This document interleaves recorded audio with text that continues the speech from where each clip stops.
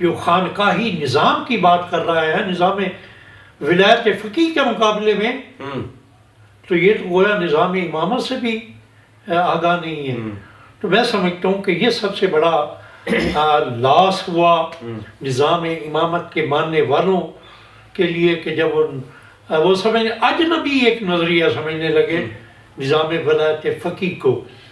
اور اس میں سمجھتا ہوں کہ اب بھی اگر ہوش کا دامن لیا جائے اور واقعاً ائمہ معصومین علیہ السلام کی سیرت، ان کا کردار اتنا طاقتور ہے کہ وہ دشمن کو اپنی طرف کھینچ رہا ہے، لیکن اس میں اگر ہماری اپنی بدعمالی ہوگی، اگر ہماری اپنی معرفت و تفہیم کمزور ہوگی، اور لمحہ موجود میں ہم نظام امامت کی تعبیر کو سمجھ رہے ہوں کہ کسی شخص کا یہ گھڑا ہوا نظریہ ہے، تو پھر پوری بنیاد نظام امامت کی آپ ہلانے کی بات کر رہے ہیں۔ میں سمجھتا ہوں کہ اس پہ اگر نظام امامت کے ماننے والے پیروان نظام امامت غور کریں گے، وہ جو لمحہ موجود میں امامت کی اصلی تعبیر کو ماننے کے لیے تیار نہیں ہے، تو وہ اس وقت تک فلاح کے راستے پہ نہیں آ سکتے جب تک لمحہ موجود کے اس نظام یعنی نظام ولایت فقیہ کو نہیں مانے۔ ایسا ہوتا کیوں ہے بھائی؟ کیونکہ یہ انحراف کیوں کرتے ہیں، یہ فراموش کیوں کرتے ہیں اس نظام کو؟ سمجھتے بھی ہیں نظریہ امامت کو اور نظام امامت کو بھی سمجھتے ہیں، لیکن وجوہات کیا ہے؟ مفاد پرستی ہے یا شخصیت کا کوئی اپنا کوئی جھکاؤ ہوتا ہے کسی طرف؟ کیا سمجھتے ہیں؟ اچھا دیکھیں جی، اس میں آپ نے بڑا اچھا سوال کہہ کے اسا یاد دلا دیا۔ یقیناً نظام امامت سے حقیقی طور پہ جو وابستگی ہونی چاہیے تھی، اس میں جو کمزوری آئی ہے، اس میں دشمن کی سازشیں بھی ہیں۔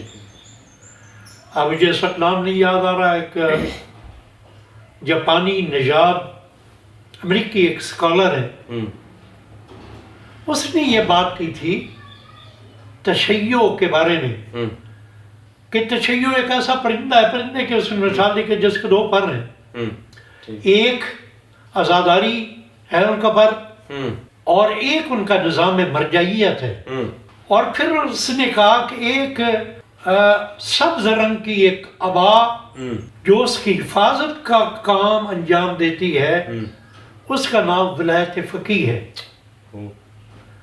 کہتے ہیں اگر اس پرندے کو مارنا چاہتے ہو، اگر تشیع کو ختم کرنا چاہتے ہو، تو میرا یہ تجزیہ ہے کہ سب سے پہلے وہ دفاعی لباس، وہ سبز دفاعی لباس، کہ سب سے پہلے وہ دفاعی لباس، وہ سبز دفاعی لباس اس کو ختم کرو، پھر نظریہ امامت بھی دم توڑنے لگ جائے گا۔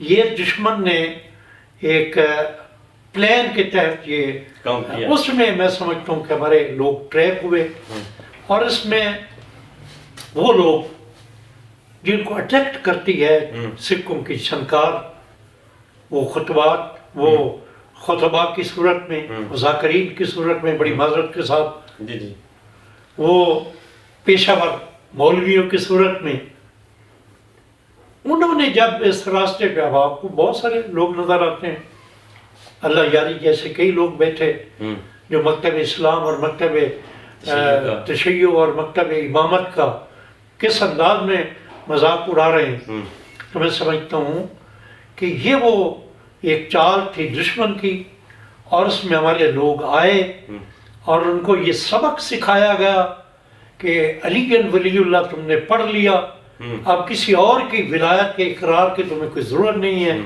اس بات کو انہوں نے سوچا بھی نہیں ہے کہ یہ ولایت ہے اصلی ولایت سے ہم آہنگ ہم کر کے اس کو مانیں گے، تو پھر یہ وہ ساری خامیاں تھیں کہ جس کی وجہ سے لوگ منحرف ہوئے۔ اب میں سمجھتا ہوں کہ آج اس عمر کی ضرورت ہے کہ اس کو زیادہ تر لوگوں تک پہنچایا جائے تاکہ انہیں انحرافی راستوں کو بند کیا جائے۔ بہت شکریہ، بہت خوب، آپ نے بڑے زبردست طریقے سے اس کو ایکسپلین کیا۔ ہمارا تیسرا سوال ہے کہ کوئی بھی مذہبی جماعت جب بنتی ہے تو ایک بلند آہنگ دعوے کا آغاز کرتی ہے، لیکن وقت گزرنے کے ساتھ ساتھ وہ اپنی نہضت اور اپنی جو جدوجہد ہے اس میں کمزوری آنا شروع ہو جاتی ہے، اس کی کیا وجہ ہے؟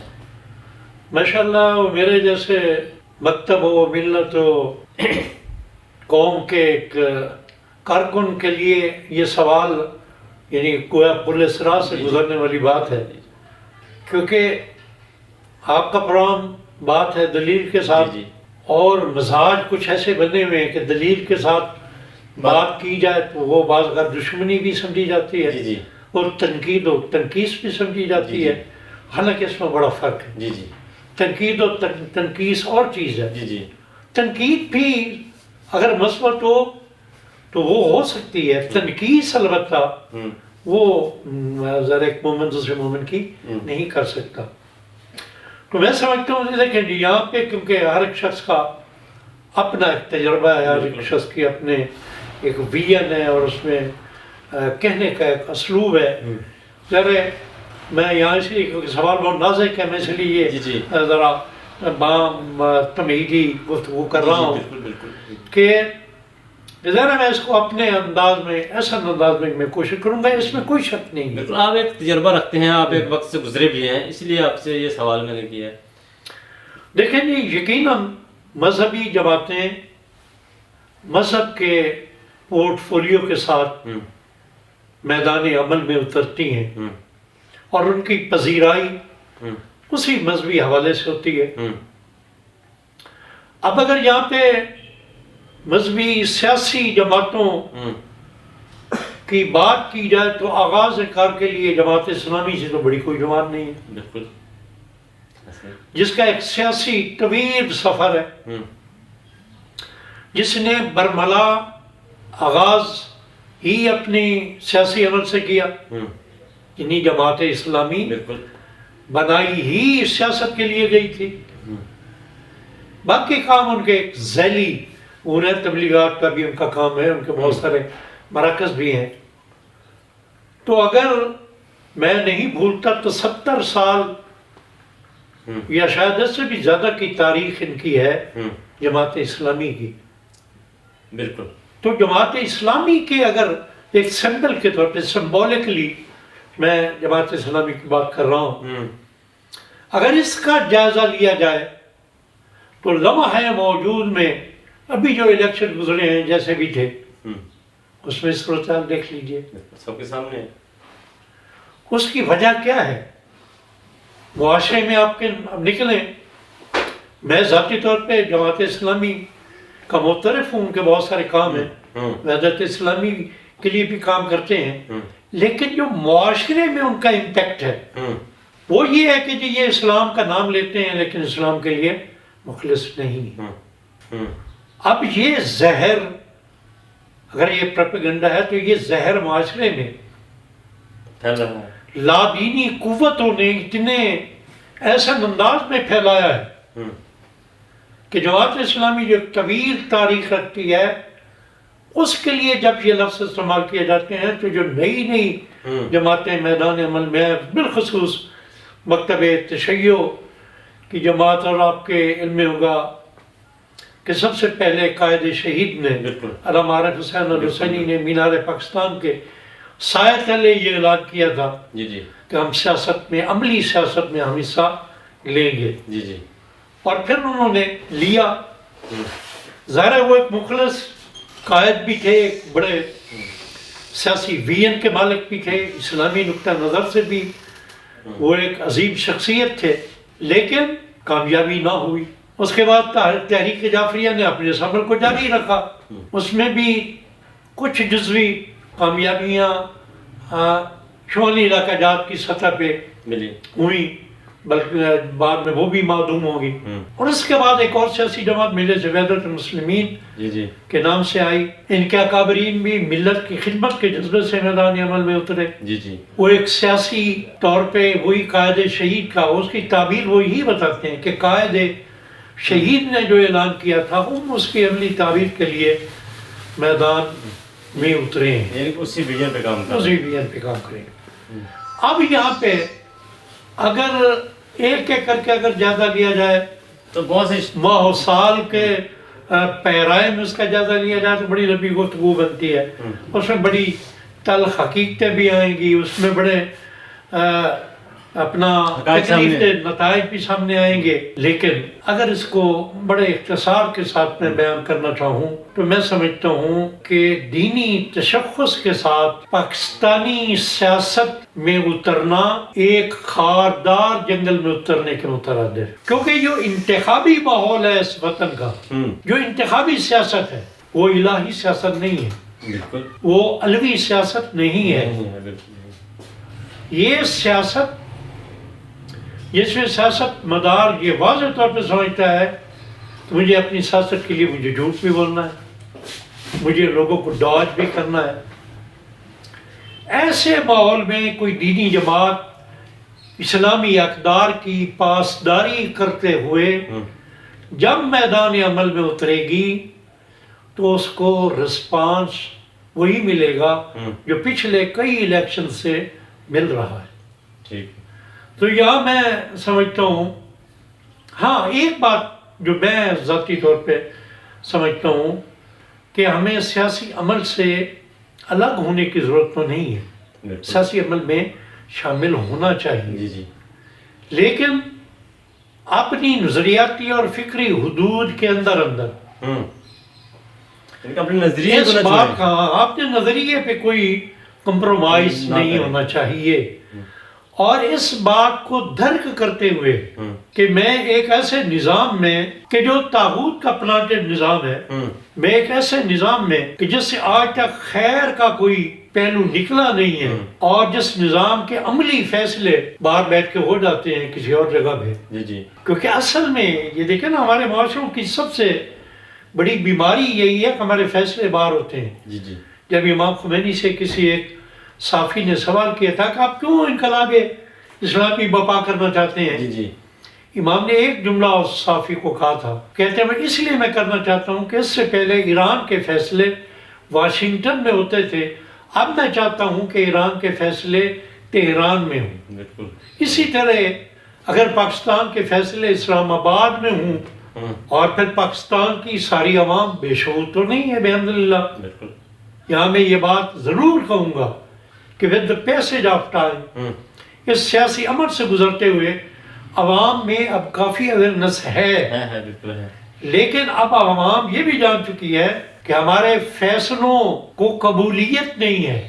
اور یہ بڑی واضح تو آج چل رہی ہے کہ مقبولیت الگ چیز ہے، قبولیت الگ چیز ہے. تو یہ ہمیں دیکھنا ہوگا کہ قبولیت کے وہ پیمانے کہاں ہیں، قبولیت کے وہ پیرامیٹرز کیا ہیں، اور ان پیرامیٹر کا جو ہے نا وہ سارا کنٹرول کس کے پاس ہے. تو یہ سارا عمل جو ہے سیاسی عمل جس میں ہماری دینی جماعتیں بالخصوص مکتب تشیع سے جو منسلک جماعتیں ہیں، میں ان اکابرین پہ کہ جو ان کے سربراہ ہیں ان کی نیتوں پہ کوئی شک نہیں ہے، وہ یقیناً ملت کی خدمت کے لیے میدان عمل میں اترے ہیں، لیکن سیاسی طور پہ ہمیں ظاہر وہ کامیابیاں نہیں آئیں. اور اس کی ایک بڑی وجہ یہ بھی ہے کہ ہم اس معاشرے میں زندہ رہ رہے ہیں کہ جس میں لاکھ ہم نے کوششیں کی. سب سے بڑی کنٹریبیوشن مکتب تشیع کی ہے اتحاد بین المسلمین کے حوالے سے. اتحاد بین المسلمین کا ہم لاکھ دعویٰ کرتے رہے ہیں کہ ہم اس ماحول کو بنا چکے ہیں، لیکن تشیع سے ایک خواخواہ کی دشمنی کا لفظ میں استعمال کروں گا، وہ عنصر موجود ہے. اور سیاسی عمل میں کسی بھی شیعہ نام سے بننے والی جماعت کو، اور اگرچہ نام بھی شیعہ نہ ہو، نام بھی ایک کامن سا ہو، لیکن جب اس کا سربراہ ایک شیعہ عالم دین ہوگا تو اس کے لیے قبولیت کا کوئی امکان نہیں ہے عمومی معاشرے میں. اور دوسری طرف جو ہمارے اپنے شیعہ ووٹر ہیں وہ بھی یہ شعور نہیں رکھتے کہ میں اگر یہ سیاسی پلڑا، سیاسی طاقت اپنی کسی جماعت کے پلڑے میں ڈالوں گا تو کل وہ جماعت کم از کم اگر جیتتی نہیں ہے تو بارگین کرنے کی صورت میں تو ہوگی اپنے کچھ مطالبات بنانے کے لیے. یہ تو ایک سطحی بات ہے کہ کم از کم یعنی جو شیعہ مطالبات ہیں، جو تکالیف ہیں، بدقسمتی سے ہم اپنا سب سے بڑا مسئلہ مکتب تشیع کے پاکستان کا جو ماحول ہے وہ آزاداری مظلوم کربلا کو سمجھتے ہیں. وہ اپنے فکری اور نظریاتی جو جھول ہیں، جہاں پہ خامیاں ہیں، ان کو نہیں سمجھتے کہ ان والے سے بھی ہمیں اصلاح کی ضرورت ہے. بالکل. انہیں جو ہمیں آزاداری، تو دشمن بھی یہی کرتا ہے کہ آزاداری کی اجازت دے دو، لیکن کون سی آزاداری؟ جو ہمیں نقصان نہ پہنچائے، جو منحرف شدہ آزاداری ہو، جو ان کو نقصان نہ پہنچائے. کیونکہ یہ تو استعمار کا کرنا ہے. اس کو وہ حج تکلیف نہیں دیتا جس میں صرف طواف کیا جائے اور مناسک حج ادا کیے جائیں، لیکن اس حج میں اگر مرد آباد امریکہ شامل ہو جائے تو وہ حج سے قبول نہیں ہے. جی جان، بہت زبردست طریقے سے آپ نے یہ جوابات دیے اور بہت مدلل جوابات دیے، ہم آپ کو شکر گزار ہیں. اور آپ سے آخری سوال ہے کہ غزہ کے معاملے میں مذہبی جماعتوں کو کیا لاہ عمل اپنانے کی ضرورت ہے کہ جس سے ان کے مخلصانہ موقف اور راہ حل نظر آئے؟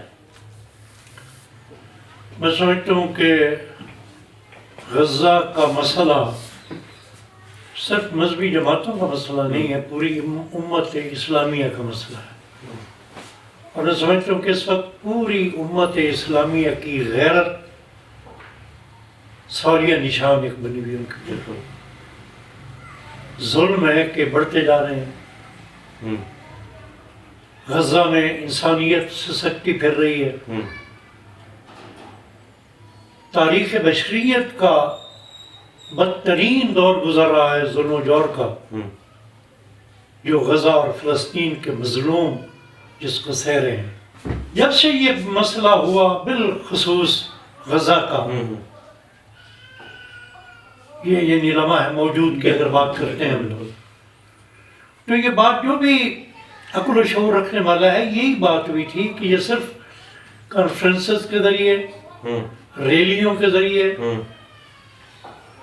یہ مسئلہ کرنا اور سیمینارز کے ذریعے یہ مسئلہ حل نہیں ہوگا.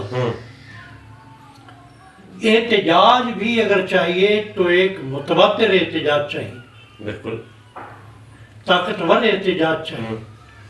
جس شدت کا ظلم ہو رہا ہے ان پہ، ان مظلوموں پہ، میں سمجھتا ہوں کہ اسی شدت کے ساتھ اظہار غم بھی ہونا چاہیے اور اظہار مذمت بھی اسی والے سے ہونا چاہیے.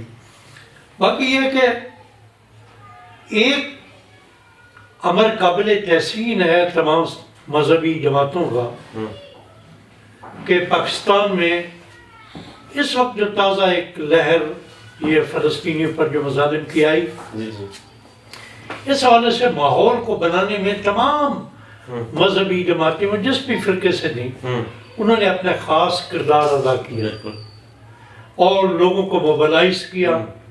وہ میدان عمل میں اترے، ریلیاں ہوئیں، کانفرنسز ہوئیں. مجھے یاد ہے میں نے کئی پروگراموں میں شرکت کی ہے، اسی طرح ریلیاں ہوتی ہیں. لیکن اچانک پھر وہ سلسلہ رک گیا اور ہم اس معاملے کو بھول گئے، جبکہ دشمن تو نہیں بھولا، وہ اسی طرح ان پہ ظلم ڈھایا جا رہا ہے. میں سمجھتا ہوں کہ اس بات میں تو کوئی شک نہیں ہے کہ تمام اسلامی جماعتوں کا جو رویہ تھا وہ مخلصانہ تھا. ان کی مظلومیت پہ آواز اٹھانے کے لیے، ان کا ساتھ دینے کے لیے حد المقدور جو ہم کر سکتے ہیں.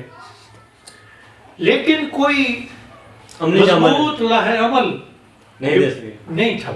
اس میں یہ ہوا نہیں ہے کہ کانفرنسز ہو رہی ہیں، ریلیاں ہو رہی ہیں، اس کے بعد بیٹھ کے یہ جائزہ لیا جائے کہ ہم نے ریلیوں کے ذریعے، اس احتجاج کے ذریعے کوئی راہ حل نظر آیا، ہاں کوئی ہم نے راستہ ڈھونڈا، یا ہمارا یہ احتجاج کوئی مؤثر ہوا، عالم اقوام کے کانوں پہ کوئی جم رہی گی. وہ تو جب کہا جاتا ہے کہ یہ اب عالم اقوام اور یہ اقوام متحدہ کا جو ادارہ ہے وہ تو اب ان کے لوہے کے کان ہیں اور لوہے کے ہتھوڑے سے ہی اس پہ کوئی ضرب لگ سکتی ہے. میں سمجھتا ہوں کہ دینی جماعتوں نے کچھ देखा देखी में भी होता है, सिलसिला होगा, लेकिन हमारा नीयतों पे शक नहीं किया जा सकता। मुखलिसाना कोशिशें थी, लेकिन उन कोशिशों में कंटिन्यूटी नहीं रही। उन कोशिशों में तसलसल न होने की वजह से आइंदा के लाहे अमल का कोई पता नहीं चलता। अब यही होगा कि एक अरसा तक जैसे बंदा मार खाता रहे और आखिरकार एक दिन यानी साल बाद उसे गुस्सा आ जाए, फिर अपना गुस्से के इज़हार के लिए वो मैदान में। अब ये होगा कि यौम कुस के मौके पे फिर एक जोश व जज्बा नजर आएगा। जी जी। लेकिन राह हल ये नहीं है कि यौम कुस में एक रैली निकाल ली जाए। राह हल कुछ अमली चीज़ें मैं समझता हूँ, आप भी यकीनन जानते हैं कि कुछ असर हुआ है। जी जी। इसराइली प्रोडक्ट्स का के बायकॉट का एक बहुत अच्छा असर हुआ है। मैं समझता हूँ कि जो राह हल है एक तो इस दायरे को और बढ़ाया जाए, इस काम को और भी बढ़ाया जाए। इस वक्त सोशल मीडिया पे वो चीज़ें मैं समझता हूँ बड़े मुस्बत अंदाज में आ रही हैं कि अगर वो मैकडोनल्ड का आप बर्गर खा रहे हैं तो वो गजा के उन मजलूम बच्चों के खून में डुबो के आप खा रहे हैं। बिल्कुल बिल्कुल। आप अगर मशरूबात उनके पी रहे हैं तो खून पी रहे हैं आप। तो मैं समझता हूँ कि ये एक लाहेमल है कि ये बड़ा आसानी से हम काम कर सकते हैं। बाकी एक उनकी मदद के लिए हमें यकीनन उनकी अद्वियात के लिए, उनकी खुराक के लिए जो हम कर सकते हैं, असल में होना ये चाहिए कि मुसलमानों की या पाकिस्तान की तमाम दीनी जमातों की एक ऐसी कोई कोऑर्डिनेशन कमेटी बने, कोई ऐसा सेटअप बने जो मुसलसल इस पे काम करता रहे। पाकिस्तान में फ़लस्तीन फाउंडेशन के नाम से एक तंजीम मौजूद है। जी जी। वो तो फ़लस्तीन काज के लिए सेमिनार्स का इनेकाद करते रहते हैं, लेकिन लाहेअमल शायद उनके बस की बात नहीं है। बस की बात जो मकामी तंजीमें हैं, जो मकामी जमातें हैं, बहुत सारी इशूज़ पे मिलकर बैठती हैं, इस पे वो इकट्ठी एक लाहेअमल बनाए ताकि जो काम भी हो तसलसल के साथ हो। अगर ऐसा होगा तो फिर यकीनन हम फ़लस्तीन के मज़लूमों का साथ देने वालों में होंगे और गज़ा के उन शहीदों का। और कितने अजीम लोग हैं वो कि बच्चों की लाशें सामने पड़ी हैं और वो अल्लाह को पुकार रहे हैं। और मैं समझता हूँ ये आपके इस चैनल के तवस्सुल से अगर पैगाम किसी ऐसे शख्स पर तक पहुँच जाए कि जो समझता है कि गज़ा के लिए, अब तो ये भी करने लग गए हैं ना कुछ लोग, आपने प्रोग्राम भी किया है माशाल्लाह जी जी, कि जी ये तो मसला ये आलम इस्लाम का मसला है ही नहीं। जी जी। ये तो फलां मुल्क का मसला है, जी जी। वहाँ मसलक की तरवीज का मसला है। जी जी। मैं समझता हूँ कि जो ये बात कर रहा है जी जी। उसमें गैरत इस्लामी की कमी का मसला है। ओहो। तो मेरा ये पैगाम है तमाम सुनने वालों के लिए कि इन गरीबों को, इन मजलूमों को ना भूलें, जी जी। ना माह सियाम की अफ्तार में भूलें, और ना ही जब ईद मनानी है। हमारी ईद नहीं है, ज़ख्मी ईद है। जब तक गज़ा में बच्चों के लाशें उठाए जाते जा रहे हैं उस वक्त हमारी कोई खुशी नहीं है। और मैं इस उम्मीद के साथ कि रब्बुल इज़्ज़त जलाल हमारे मुसलमान हुक्मरानों को ये ताकत अता फरमाए कि वो एक मुसलमानों की एक अक़वाम मुत्तहिदा बना के इसराइल के नापाक वजूद को ख़त्म करने के लिए और फ़लस्तीन के मज़लूमों का साथ देने के लिए वो मैदान अमल में है। सबसे बड़ा राह हल यही है। एक नुक्ता मैं बस आखिर में अर्ज़ करना चाहूँगा कि मदारस के लोग, मजहबी जमातें, मदारस ख़ास तौर पे अपने मुफादात के लिए सड़कें बंद कर देते हैं या बॉयकॉट करते हैं, या कहते हैं कि फ़लाँ सफ़ीर को, फ़लाँ मुल्क के सफ़ीर को मुल्क बदल कर दिया जाए, भेज दिया जाए। तो क्या ये बेहतरीन मौका नहीं था कि तमाम मजहबी जमातें या मदारस के लोग ये मिलकर काम करते कि अमेरिका के जो सफ़ीर थे उनको मुल्क बदल करते, यहाँ से प्रोडक्ट का बाइकआउट करते, एक हुकूमत के गले में फंदा डालते? ऐसा हो सकता था? बिल्कुल आपने दुरुस्त फरमाया। अगर वही ना ये एक जज्बाती धारा था, निकले 2 लाख 3 लाख 4 लाख काफ़ी तादाद में निकले, लेकिन के पीछे मनसूबाबंदी नहीं थी। वो माप या वो रैली और रेले निकले, लेकिन बाद में उसमें क्योंकि कंटिन्यूटी ना रही, तो मैं समझता हूँ कि इसमें कोई शक व शुबा नहीं है कि अगर दीनी जमातें और दीनी मदारिस के तलबा इकट्ठे हो जाते और घेराव कर लेते अमरीकी सफ़ीर का, सफारत खाने का, और वो उसे वहाँ से हर सूरत में निकलने की मजबूर करते तो यकीनन ये अमर हो जाना था, और ये होना चाहिए था।